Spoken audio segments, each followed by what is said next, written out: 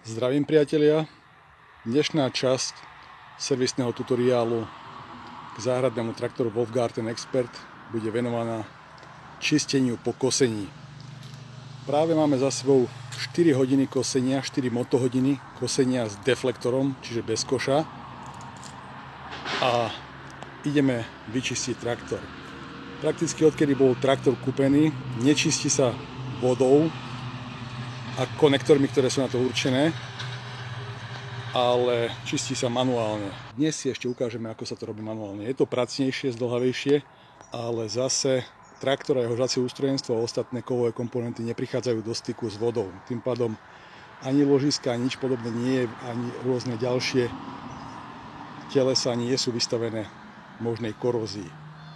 V prvom rade, ak chcete traktor začať čistiť, musíte splniť základné podmienky, a to konkrétne musia sa odpojiť zapaľovacie sviečky. Keďže je to dvojvalcový traktor, obidve čiapočky od sviečok sa musia odpojiť aj na druhej strane. Keď už máte otvorenú kapotu, môžete metličkou omiesť aj motorovú časť. Ďalšou nevyhnutnou podmienkou je vybrať akumulátor. Môžete ho vidieť na zemi, že už bol vybraný. Možno ste si to ani nevšimli, ale tu je piktogram, ktorý jasne znázorňuje, že pri nakláňaní traktora je nevyhnutné batériu vybrať. To, ako sa vyberá, to, ako sa správne odpája, si môžete pozrieť v jednej z predchádzajúcich častí.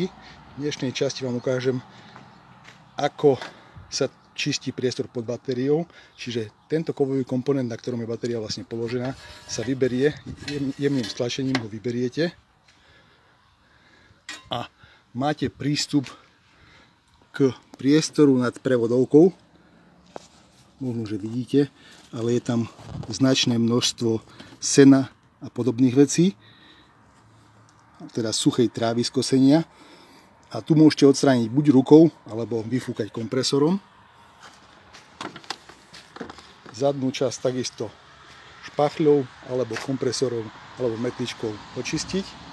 Ďalší nevyhnutný predpoklad predtým, než idete čistiť manuálne žacie ústrojenstvo zo spodu, je mať ho na zdviháku, traktor na zdviháku, a zdvihák mať poistený kovovou sperou.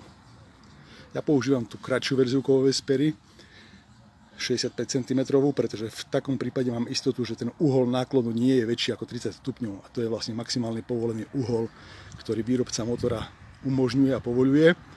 S tou pôvodnou tyčou, ktorá je až 85 cm dlhá, ten uhol náklonu je až 40, mierne cez 40 stupňov, tak som nechcel riskovať. Dôležité je takisto upnúť popruh okolo kolesa a okolo základne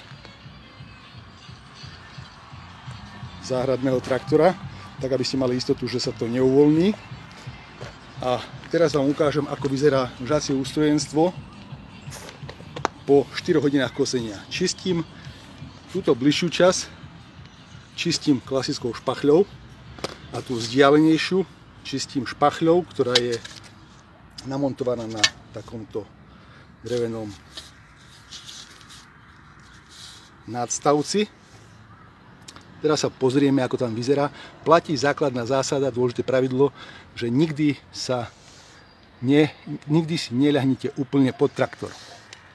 Aj keď je poistený, aj keď je zabezpečený, nikdy nie úplne pod neho. Môžete vidieť, že tu množstvo mokrej trávy, ktorá sa prilepila okolo nožov na žacie ústrojenstvo, je enormné. Ukážeme si, keď bude úplne očistený, že aké je to množstvo. A toto všetko je treba špachľou fyzicky úplne vyčistiť.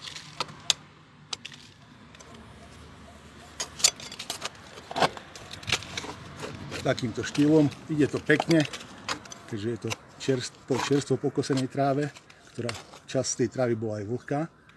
A takýmto štýlom sa všetko vyčistí, plus môžete ešte či už rukou alebo vyfúkať kompresorom s tlakovou nádobou ostatné veci. A ešte vám ukážem jednu vec, a to, že veľmi jednoducho si viete vyčistiť aj odhadzovaciu šachtu. Či už si ju vysuniete pákou odhazovacie šachty, alebo manuálne takýmto štýlom.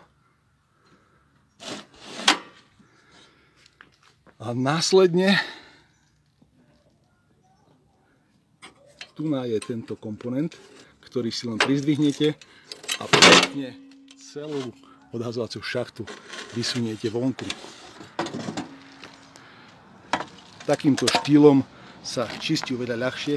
Vidíte sami, že to množstvo trávy, ktorá sa tam zachytila, aj napriek tomu, že som tú výsuvnú páku a výsuvný systém odhazovacej šachty využíval, je enormné. A takisto si týmto štýlom viete či už kompresorom vyfúkať túto časť, alebo rukou vytiahnuť všetku trávu, suchú, prípadne vlhkú, ktorá sa tam zachytila.